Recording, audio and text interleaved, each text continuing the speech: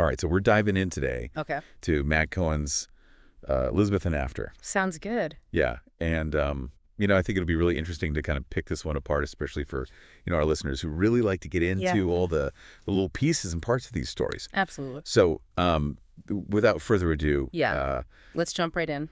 this book, it explores memory and identity and the relationship between the past and the present. For sure. And I think it does it in such a unique way. Yeah. I think it's going to be really interesting to Yeah. dive into. So the story, it centers around Elizabeth, who is dealing with the loss of her husband. Right. But it's not like a typical, grief story. No, not at all. I Yeah. think through her journey, the novel kind of brings up all these interesting questions about how we create our realities. Oh, for sure. Like what is real, what isn't? Yeah. What are we choosing to remember and not remember? Absolutely. And one of the things that really struck me right off the bat was the structure of the novel. Okay.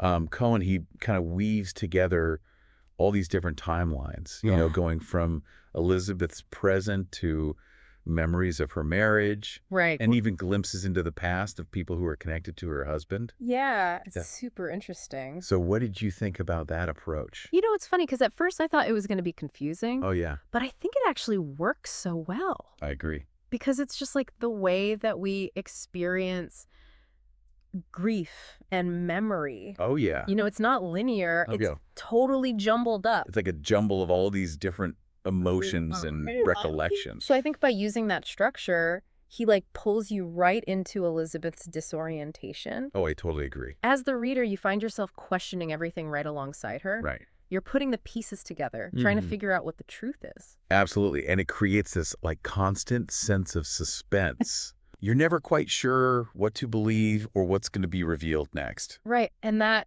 totally ties into the characters too, because Yes. they're all They're so complex. so complex, so flawed. Yes, and it feels real. Yes, exactly. They feel like real people. Yeah. Especially Elizabeth, I think she is such a well-developed character. I agree. She's obviously dealing with grief, but she's also dealing with guilt and confusion. Right. As she learns more and more about her husband, it really makes you wonder, how well can we ever really know another person? That is such a good question. And it's not just her. All the characters in this book Right. are that they're just so layered. Right. They're carrying these secrets and they're trying to deal with mistakes they've made in the past. And that's what makes it so relatable. Yes. I feel like everyone's been in a situation where you think you know someone and then Yeah. something comes out and you're like, oh my Or gosh, wait a minute. I had no idea. Yeah. That whole side of you. Yeah. Have you ever been in a situation where your whole perception of someone just completely changed? Oh, yeah, absolutely. Yeah. I mean, I think we all have in some way or another. Right. And that's what I think is so powerful about this novel. It makes you look at your own life, Yeah. makes you examine your own relationships, Yeah. and the stories that you tell yourself about the people you love. Yeah. The stories that we tell ourselves about the people we love. I mean, that's such a huge part of this book, wouldn't you say? Oh, yeah, for sure. It's each character is living in this narrative that they've created. And Elizabeth's whole journey is about breaking down those narratives. Absolutely. And finding out what the real truth is. Yeah, and I think Elizabeth and After is really challenging us to think about how, Right.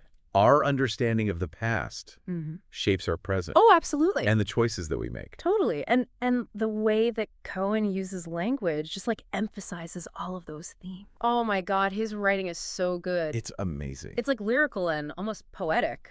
Yeah, it's beautiful. It really pulls you in. Yeah, there's a lot of mystery and uncertainty in the way that he writes. Yeah. I think Do you have a favorite passage? I do, actually. There's this one part where he describes Elizabeth's memories as Okay. shards of glass. Oh, wow. And they're all catching the light at different angles, Yeah. offering these distorted reflections. Wow. And I just think it so perfectly captures the way that memory works. Yeah. It's so fragmented. It is. It's so unclear. Yeah. And you're just trying to grasp at the truth. It's so true. And I think, anyone who's listening who really loves to get into these stories about human experience, Yeah. Elizabeth and After is just a must read. It is. I think it's such a good reminder that uncovering the truth can be painful, Yes, but it can also be so freeing. it can be. And it leaves you with so much to think about. Yeah, what? Do you think that facing these hidden truths about the people we love, even after they're gone, Yeah. can lead us to like a deeper understanding of ourselves. That's such a great question to leave everybody with. It is. I mean, Yeah. it's something I'm still thinking about. Yeah, me too.